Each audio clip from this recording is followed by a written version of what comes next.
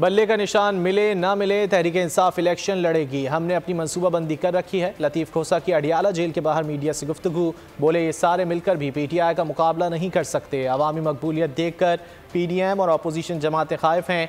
PMLN का कोई उम्मीदवार अपने हल्के में जाने के लायक नहीं। 20 माह में मुल्क का हशर नशर कर दिया, अब कौम मुल्क को लूटने वालों को मौका नहीं देगी।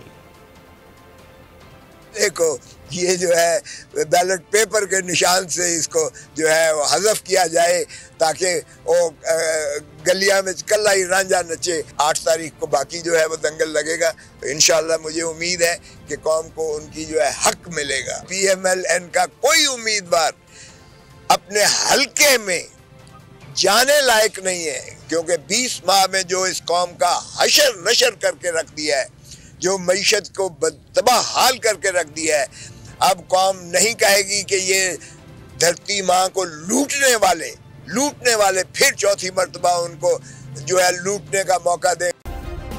सब्सक्राइब करें और बेल दबाएं ताकि कोई खबर रह न जाए।